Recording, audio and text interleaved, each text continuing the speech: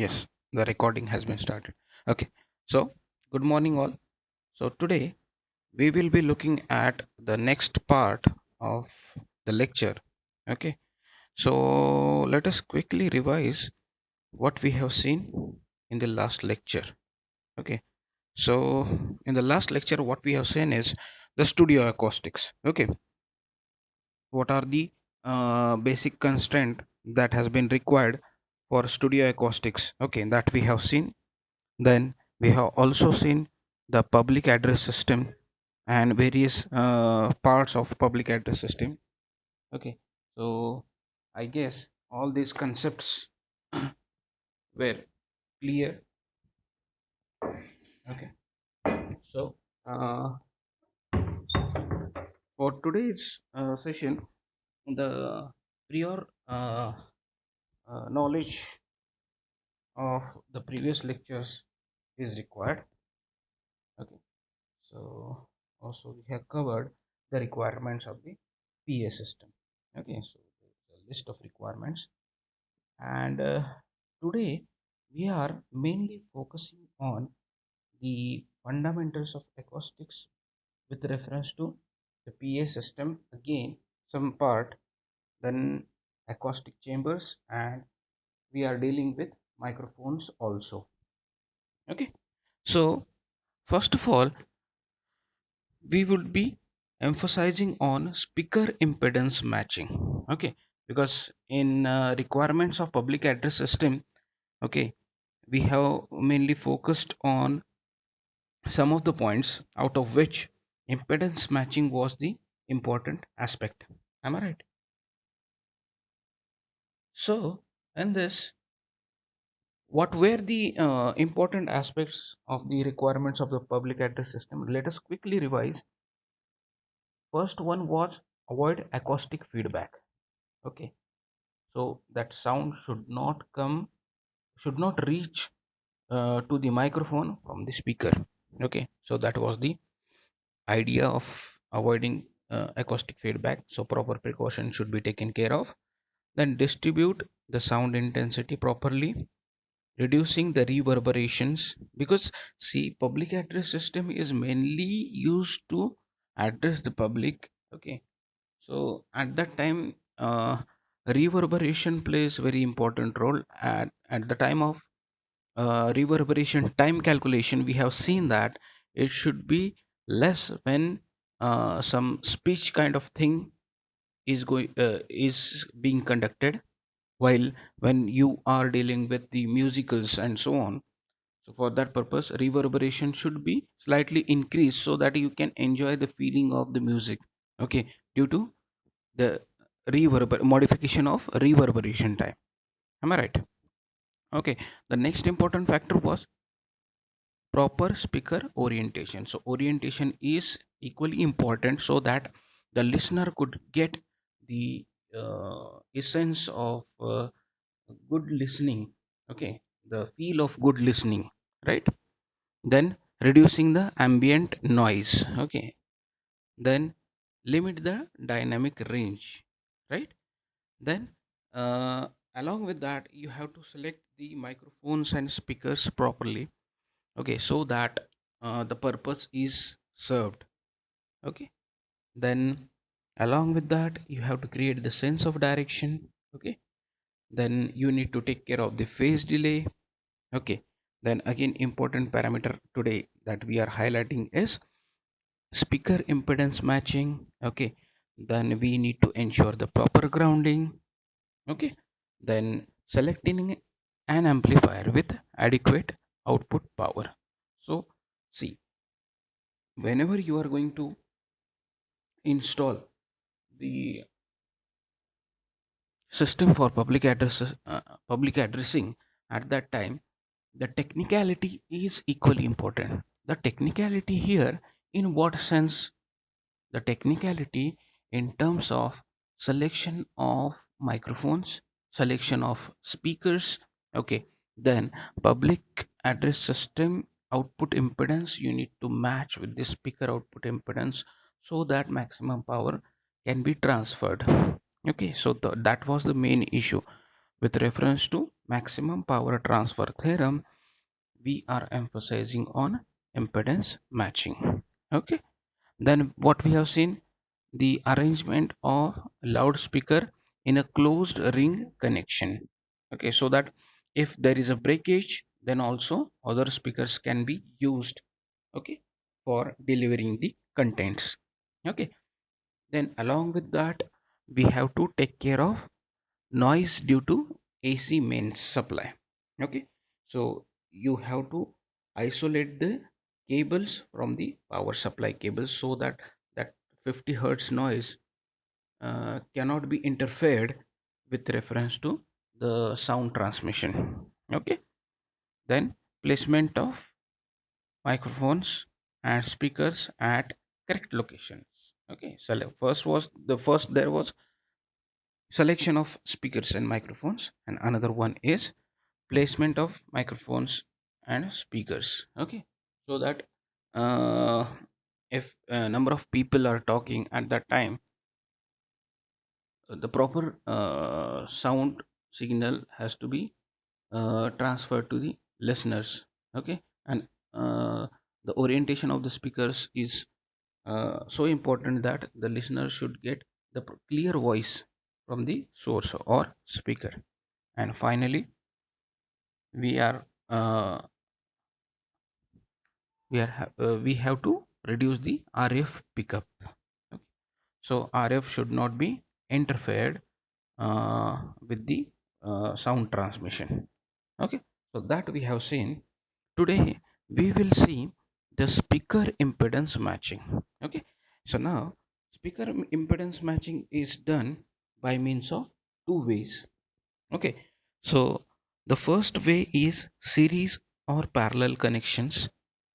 Okay, series and parallel connections and using audio transformers. Okay, so our main intention is to match the impedance. Okay, so that is our problem statement. Now the thing is that, okay, for PA system, let us consider that if we require six speakers, okay, at various locations placed, okay, inside the conference hall or in a park or in some region. At that time, how that impedance matching is done. Okay, so you have to, you must know what is the resistance value of that particular speaker, means the resistance value associated with that particular speaker. Okay, sorry. In accordance with that, you have to arrange the speakers in a such a way the output or the resultant output, more specifically, should be equals to the output of the PA system. Because to the PA system, what you are connecting? You are connecting the microphones. Am I right? And out of PA system, you are connecting the speakers. Okay. So what you need to do is you have to match the impedances. Okay. So in series parallel connection, loudspeakers are connected in series and parallel combination. Okay, so effective speaker impedance is equals to output impedance of PA system. Okay, so that you have to remember. Okay, so let us illustrate this concept with a simple example. Okay, now we have to design a PA system. Okay, and in that we are having some number of speakers having various resistance value. Okay, so we will take one example.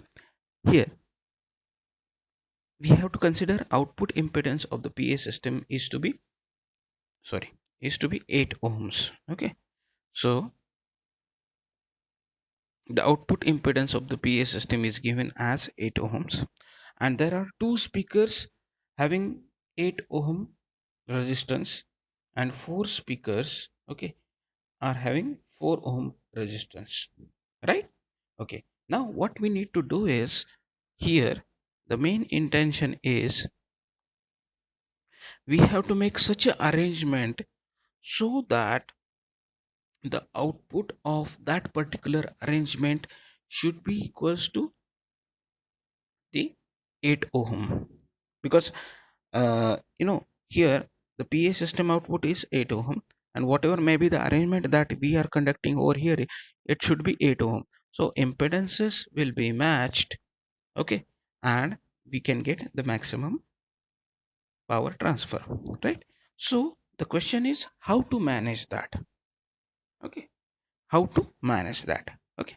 So in first year you have seen the fundamental concepts regarding with arrangement of resistors in series and parallel combination, and the respective outputs of that, okay. So we all know that if we place resistances in series, the resistances gets added, okay, and if they are in parallel, then we are having certain combination R1 R2 divided by R1 plus R2, right?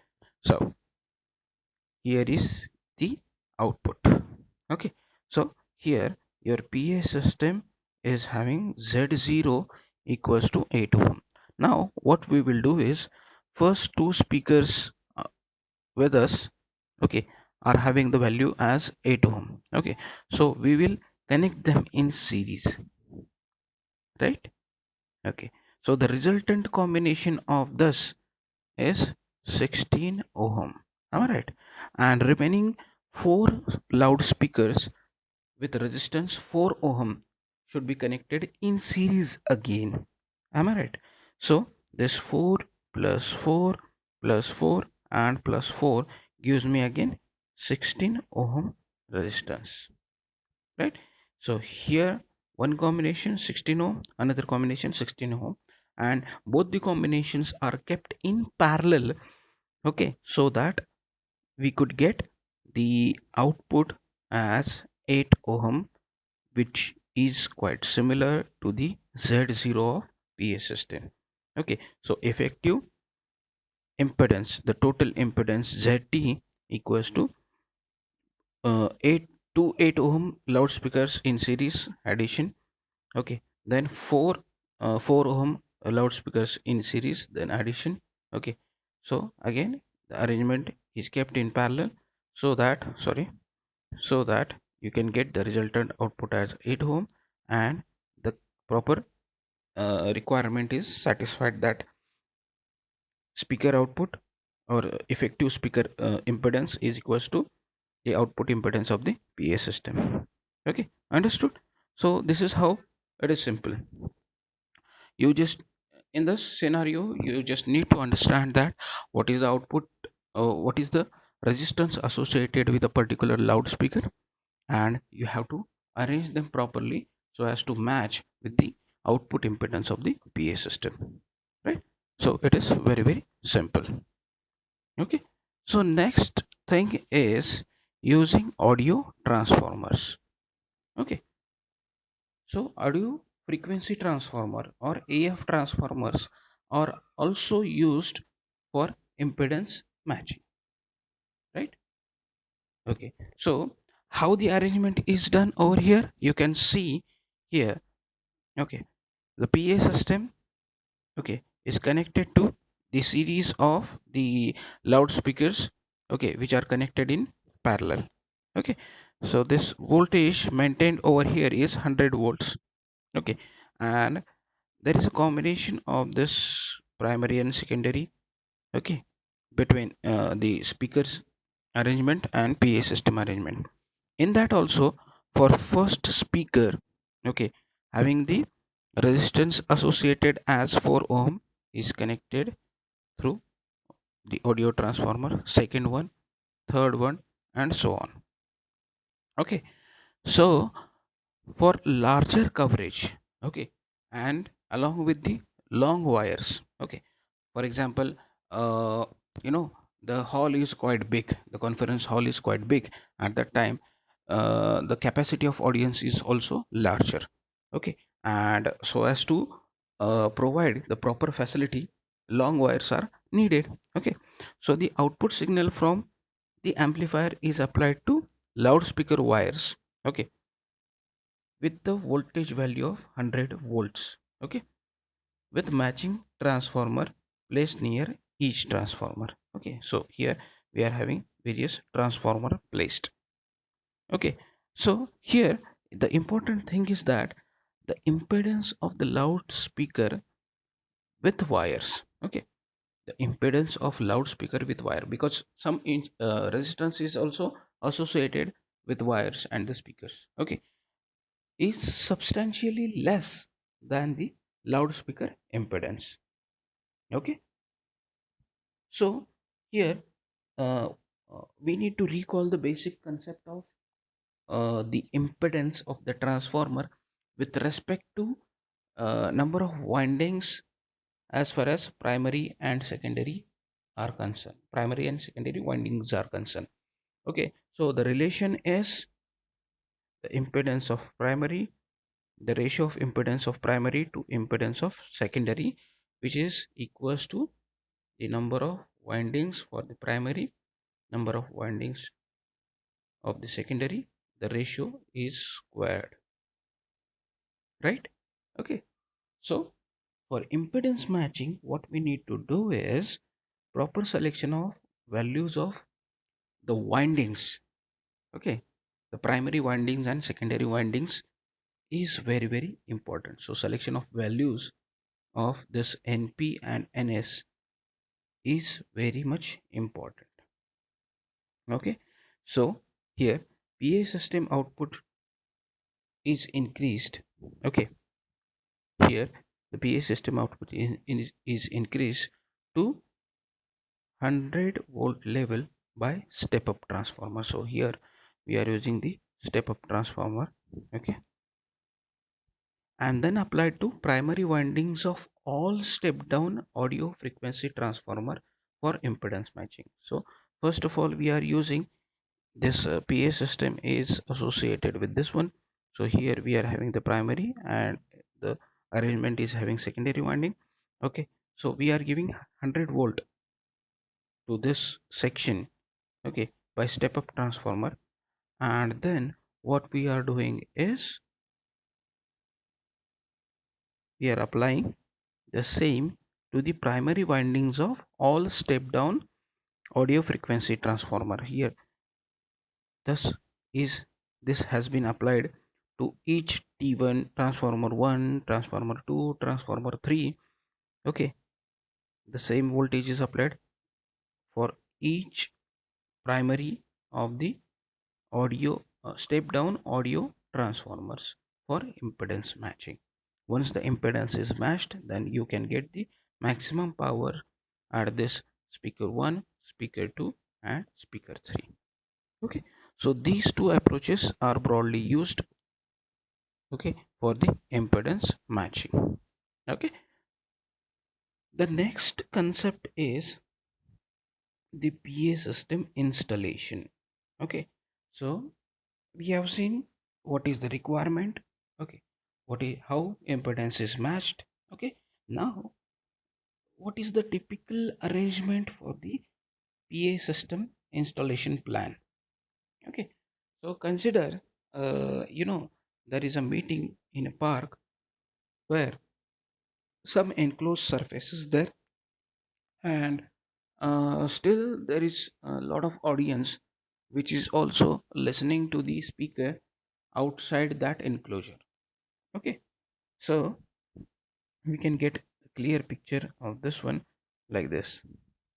Okay, so here you can see this is the stage and people are sitting within the enclosed uh, uh, you know chamber, or what we can say, some area. Okay, so this is typically used for the big public meeting in the park or open area. Okay, so in open area there is some space associated for the audience. Okay, seated audience, and some audience is listening outside uh, of that particular thing. Okay, so here there are total 26 speakers.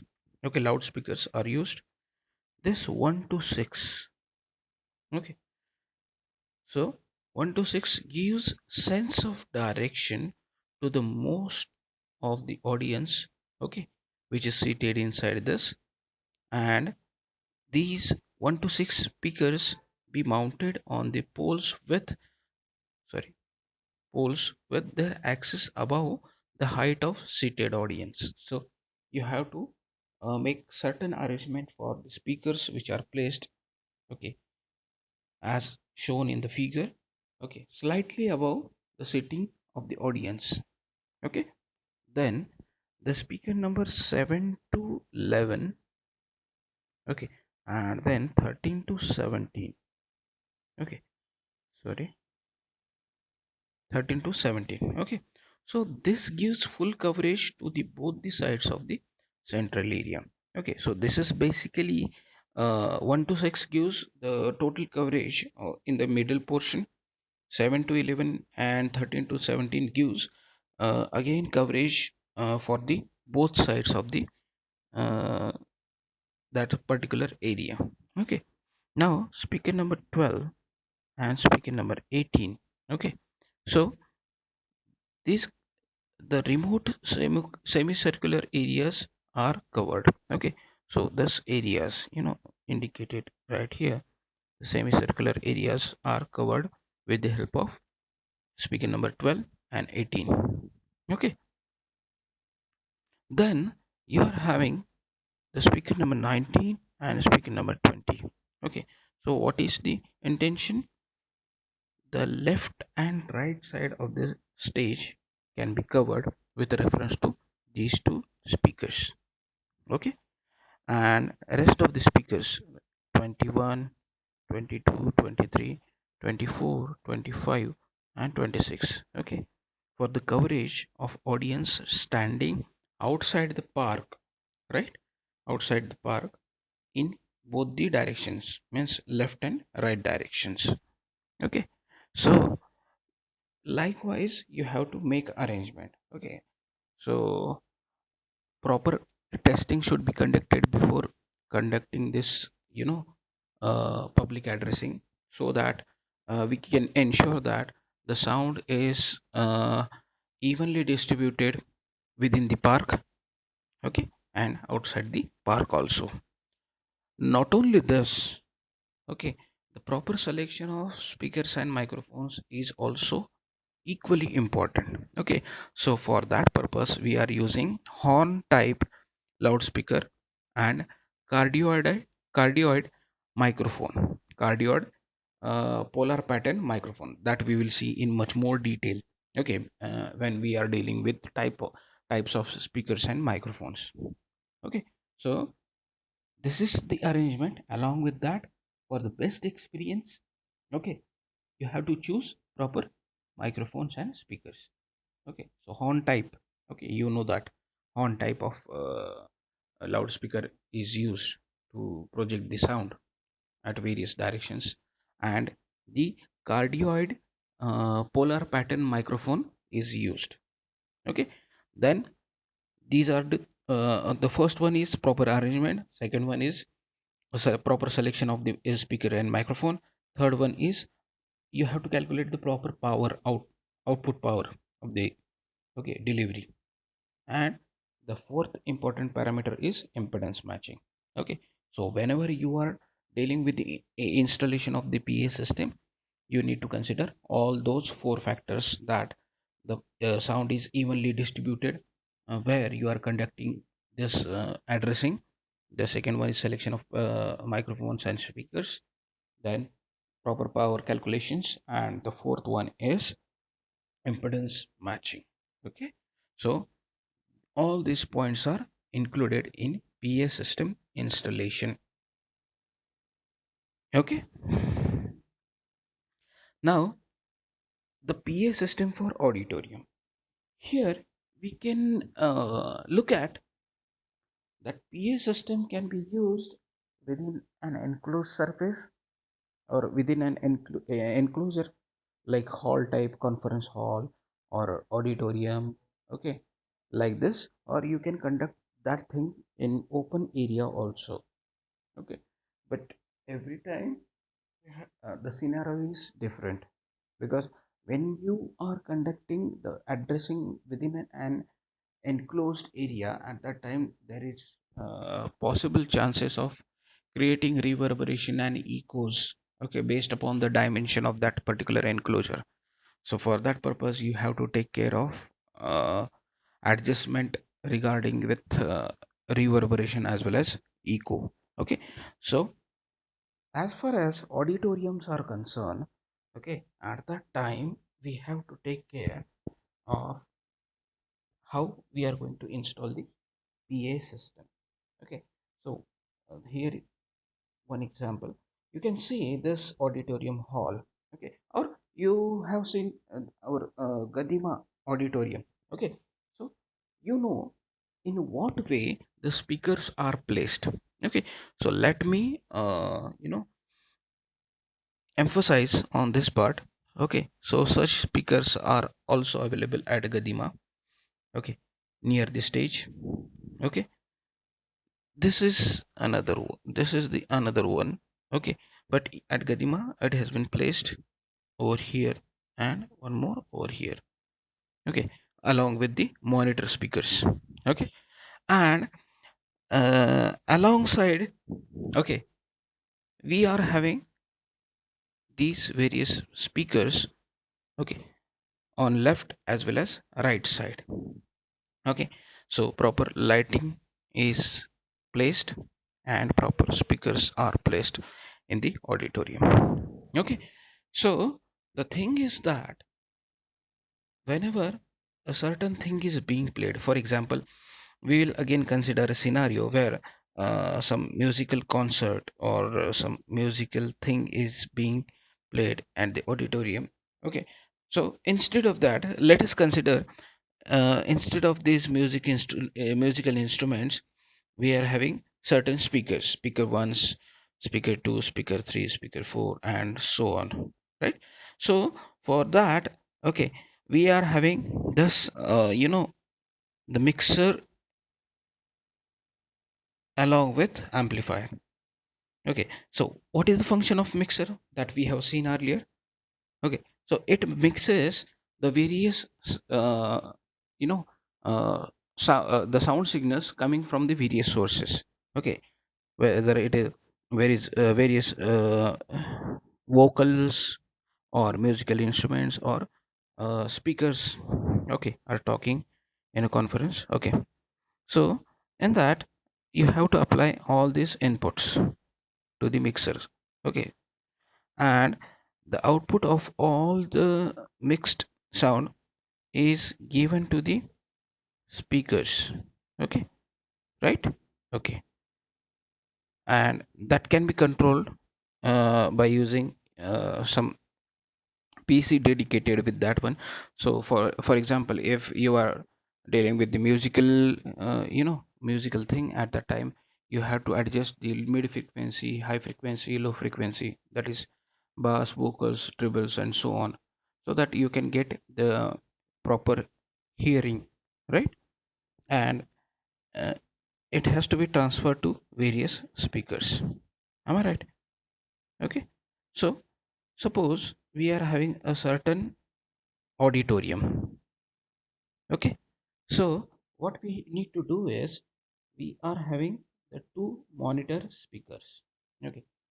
Monitor speaker are generally required, uh, it is basically the required thing, because monitor is used to listen to the speaker or singer or the person who is playing the musicals, okay, right.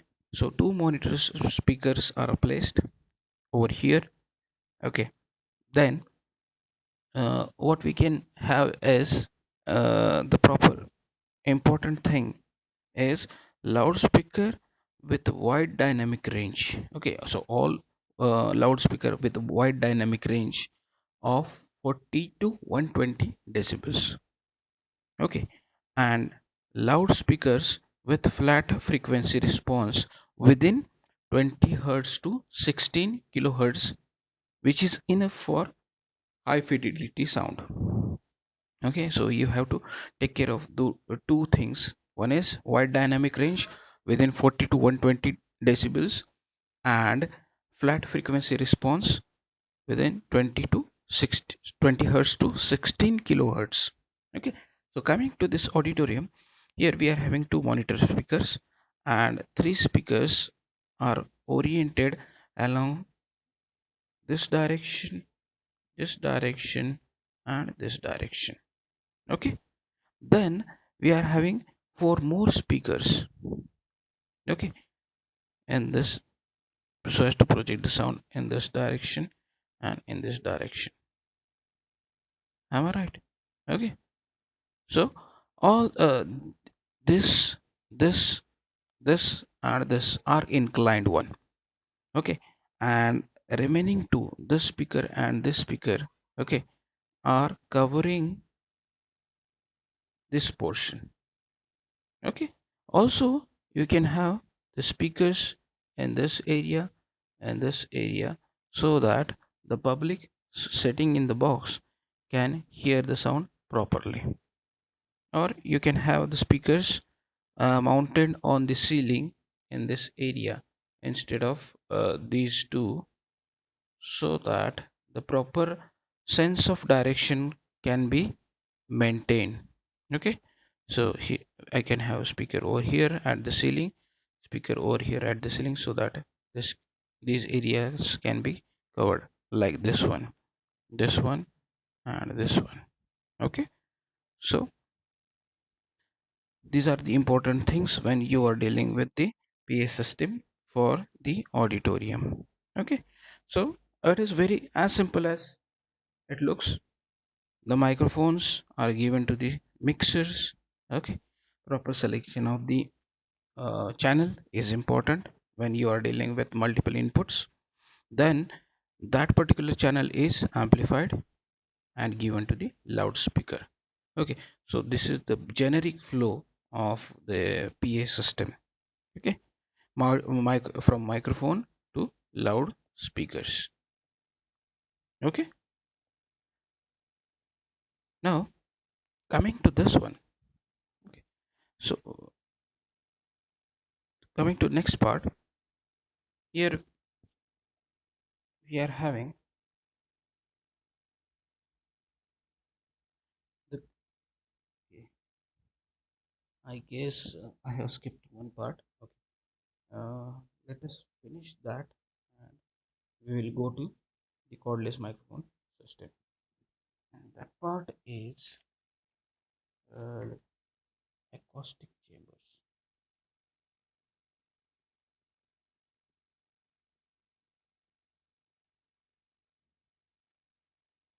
Acoustic chambers. Okay, so what do you mean by this acoustic chamber basically? Okay, so acoustic chamber is specially constructed space with acoustic modifications. Okay, such acoustic modifications have been realized by covering the walls, floor, ceiling, okay, of the space with special cones made from absorbing material. Okay, so this is specially intended for the realization of acoustic, uh, you know purpose. For example, some recording is there, so for that purpose we are specially creating the rooms, okay, for the recordings. So those things are basically called as acoustic chambers. Okay, so there are two types. Okay, the first one is anechoic acoustic chamber, and the second one is semi anechoic. Okay, so we will see briefly what do you mean by this, these two types. Okay, so an anechoic chamber is non-reflective, non-echoing, or echo-free room. Okay, that means this room is designed to completely absorb all the reflections of either sound or electromagnetic RF waves. Okay, so an anechoic acoustic chamber is very quiet space. It can be used for testing microphone, loudspeakers, antenna, radars, and electromagnetic interference. Okay, recently I came across one article that there is one special room, okay, like this anechoic chamber, where you can actually listen. It is so quiet that you can actually listen to your heartbeats. Are you getting what I'm saying? Okay, so basically in night we are having a quiet environment, right? But still there is a small amount of noise is always present. Okay, but these chambers are so quiet, okay, that you can actually able to listen to your heartbeats also. Okay, so these are specially created chambers for the testing of various acoustic components. Okay, the anechoic chambers are different sizes ranging from, you know, uh, uh, very small cube to a larger room. Okay, you know, is that is to be used basically for the testing of the frequency ranges from the different sources. The anechoic acoustic chambers are used for carrying out experiments in the free field conditions. Okay, means there are no echoes, there is no obstacle, there is no reflections. Okay, this means that what, all sound energy will be traveling away from the source with almost zero energy getting reflected back to the source. Okay, so the typical noise level measured inside anechoic chambers are as low as 10 to 20 dBA. Okay, the human ears can detect the sound above 0 dBA, so that you can imagine what if you are having minus 20.6 dBA sound, minus 20.6 dBA sound. We can listen above 0 dBA. Okay, and these chambers are having this level. Okay, so that is the absolute silence. Understood? Okay, so the walls and other surfaces of this chamber are covered with material, special absorbing material. Okay, the sound waves incident on these bounce up and down in the air gap and dissipate all the energy. Okay, and thus minimizing the reflections. Right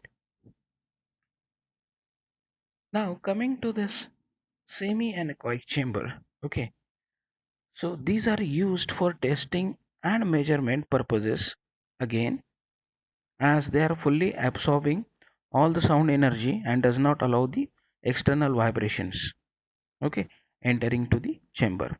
Okay, but however the other practical applications such as recording studio does not need anechoic acoustic chamber.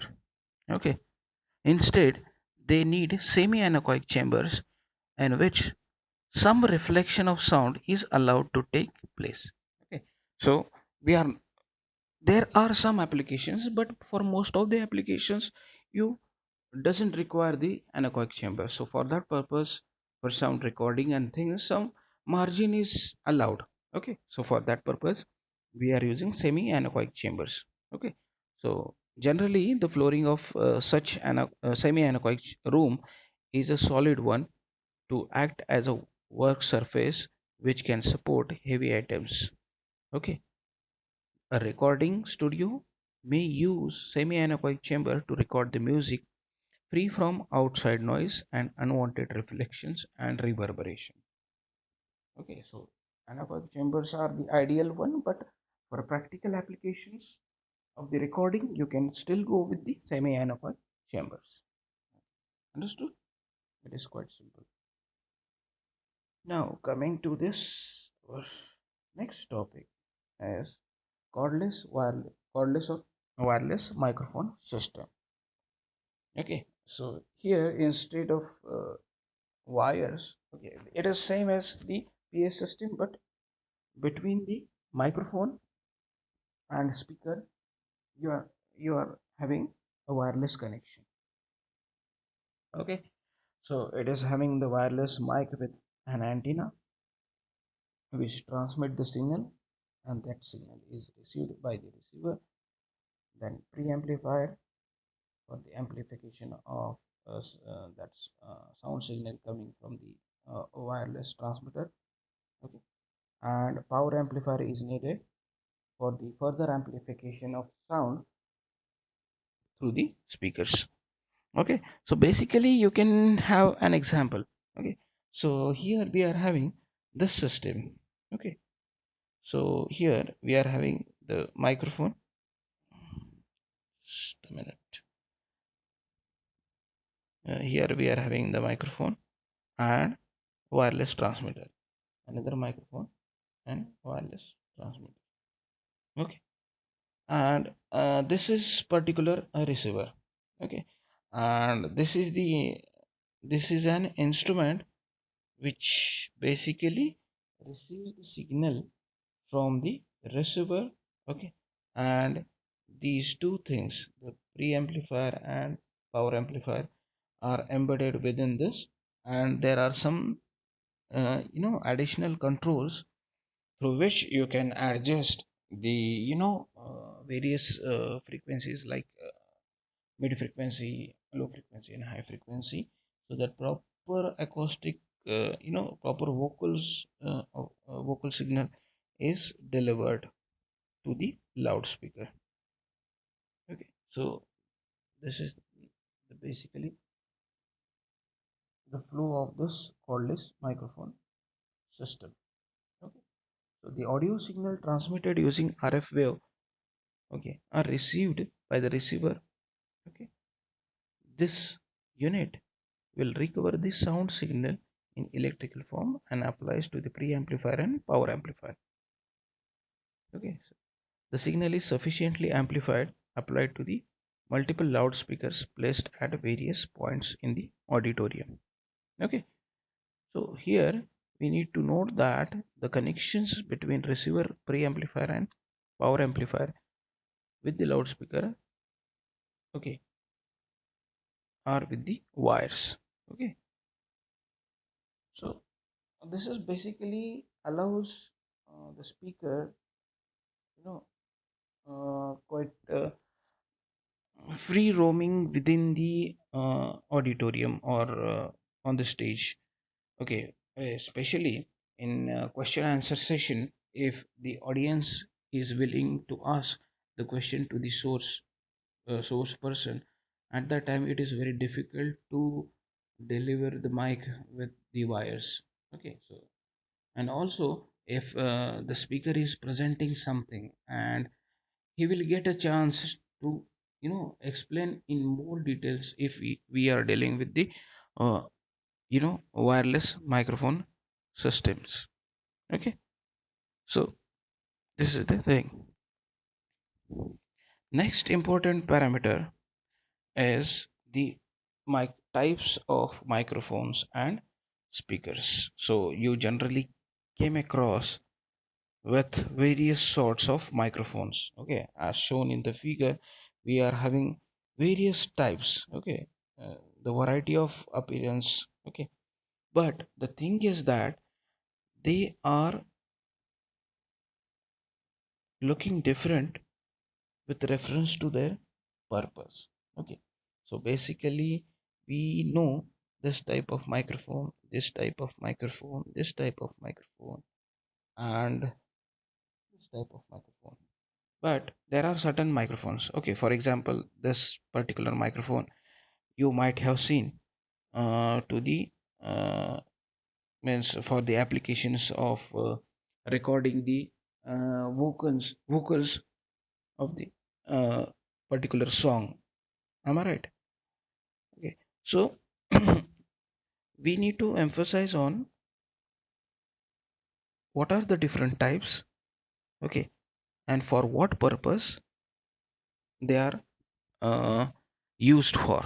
Okay, so there are certain types. This is called as dynamic microphone, this is called as ribbon microphone, condenser microphone.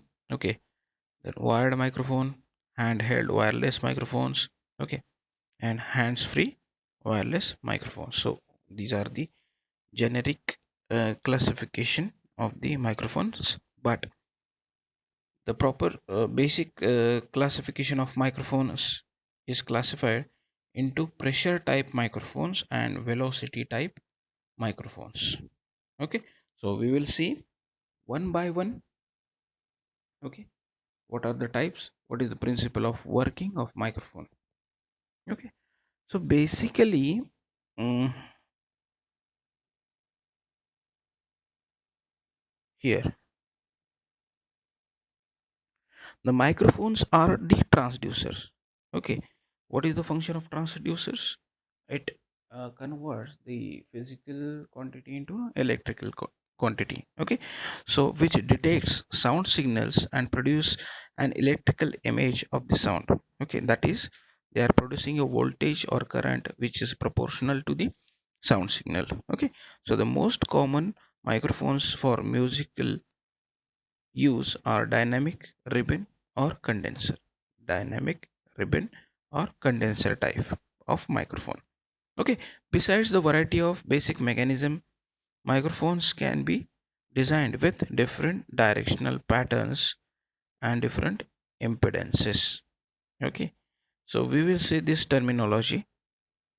What do you mean by that? Okay, so these are the various microphone structures that we are using. Okay, the dynamic, ribbon, condenser, crystal. Okay, and so on. Okay, so out of that we will see what is the dynamic microphone. Okay, so as you can see the structure like this one. Okay, so what is the principle of this dynamic microphone? Basically, the sound wave moves. Okay, the cone and attached coil of the wire moves in the field of magnet. The generator effect produces a voltage which images the sound pressure variation characterized as pressure microphone. Okay, so bef- just before that, what we have said, there are two broader classes of the microphone: pressure type and velocity type. Okay, so the dynamic microphone, what is the principle of working of this dynamic microphone? It is getting the pressure of sound, and in accordance with that it generates the image of that particular sound pressure variation into electric signal. Okay, so the dynamic microphone employs a small diaphragm and a voice coil. Okay, moving in an intense magnetic field produced by the permanent magnet. The sound wave striking the diaphragm will cause the voice coil to move in the intense magnetic field, and this will induce an voltage in the coil proportional to the sound pressure. Okay, so this is a basic, principle of working of this dynamic microphone. Okay, so basically, in simple words we can say sound pressure is converted into electric signal. Okay, so what are the advantages? Relatively cheap and rugged, can be easily miniaturized. The disadvantage is the uniformity of the response to different frequencies does not match that of ribbon or condenser microphone. Okay, so as to overcome this uniformity of response, we are having the ribbon and condenser type of microphone.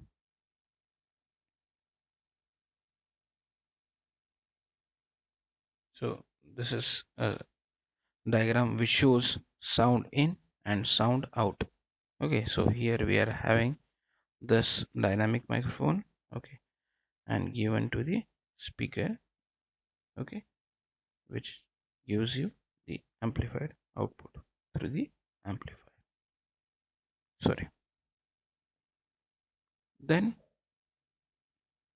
coming to the next type is the ribbon microphone. So what is the principle? The air movement associated with the sound moves the metallic ribbon. Okay, this metallic ribbon.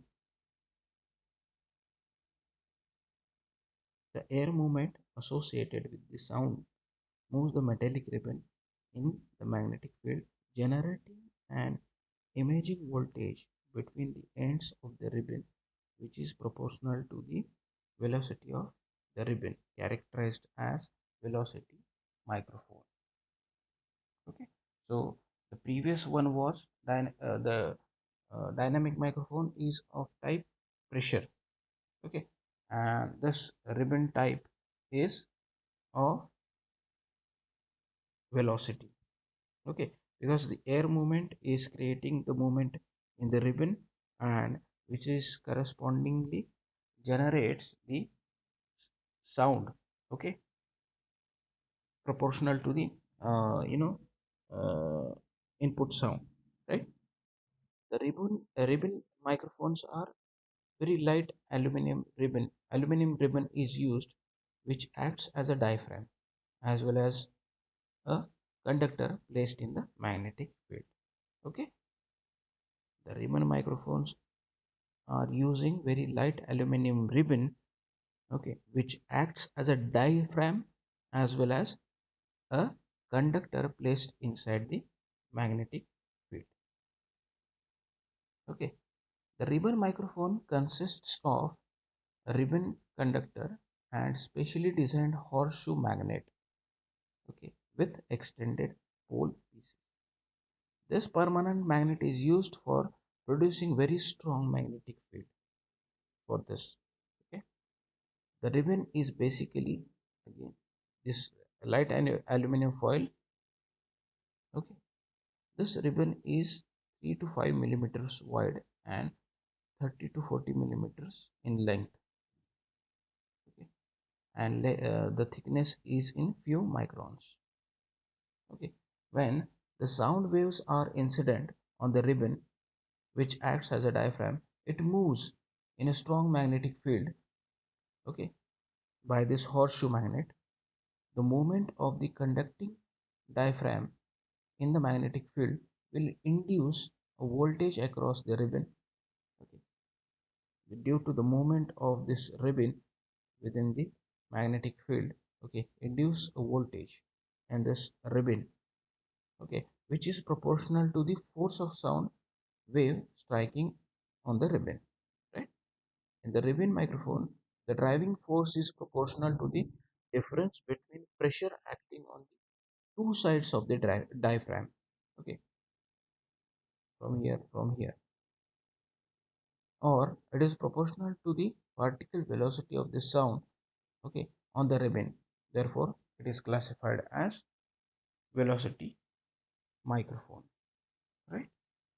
So the previous dynamic microphone is a type of pressure microphone, and here the ribbon is of type velocity microphone, right?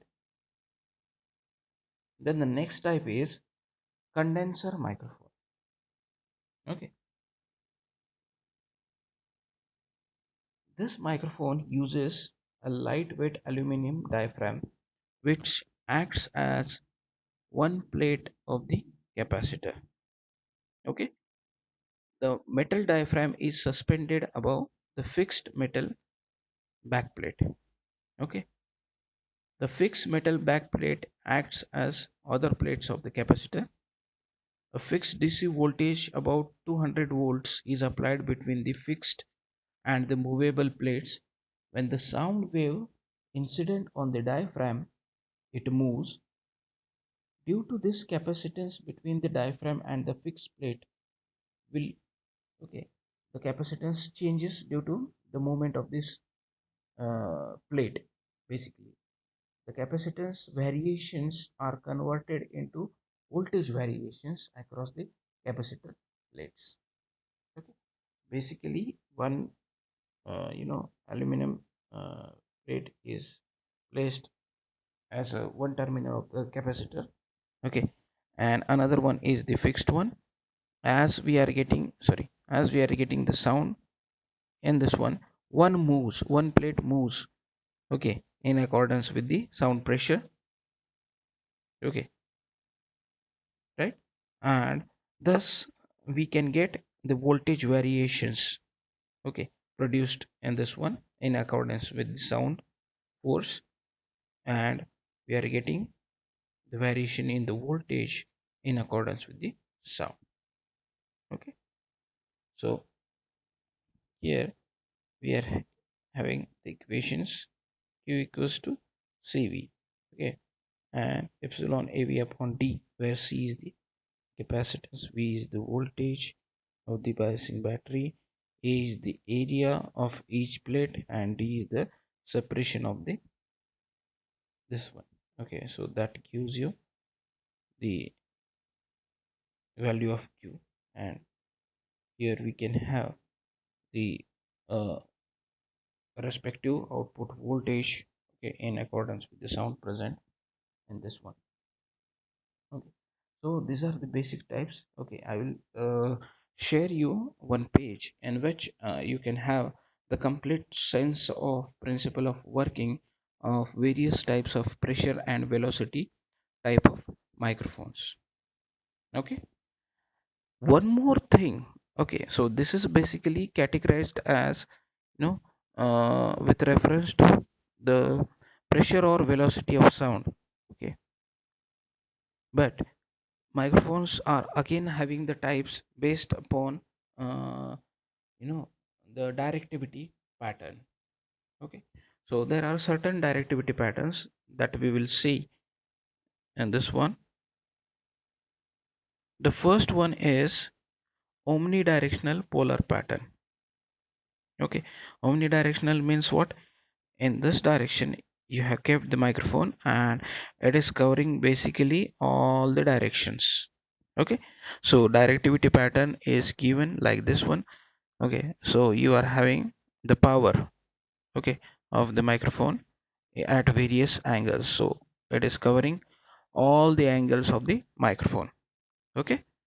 So this is, that is why it is called as omnidirectional polar pattern, and which the output voltage equation is E equals to E0, okay. Then coming to the next type, it is a bidirectional, okay. So basically the microphone is having the directivity pattern in two directions, in this one and in this one. So you can see over here, okay, for this much the range it is covering, and this range it is covering, okay. So the equation for this one is E0 into cos of theta. The next directive pattern is cardioid directivity pattern. So you can see it is forming the shape of a cardioid in the, you know, directivity pattern for this range, okay. So you need to place the microphone properly, okay, with reference to its pattern, so that you could be able to get the proper reception of sound with reference to it directivity pattern, okay. Now coming to the next, this is called as supercardioid, okay. So it can basically get the sound signals in these directions, okay. So if you want to talk, so you can talk from this direction, from this direction, from this direction, from this direction, and so on, okay. What happens if you are talking, the, the signal is not received in either in a weak condition, okay, or signal is not received. So basically based on upon the directivity pattern you have to orient yourself, okay, so that proper reception is done, okay. Another one is hypercardioid and subcardioid, okay. So the cardioid pattern was like this, and this is subcardioid, and this is hypercardioid, where you can get this extra loop at this angle, okay. So Now you can see that if only two-person are talking, okay, so one person can speak from this direction, one person can speak from this direction, so that reception could be better at these two angles. But if you are dealing with this one, if you are dealing with this one from this angle and from this angle, okay, it is not convenient for the usage. Okay, so based upon the directivity pattern and the application is decided where it could be used.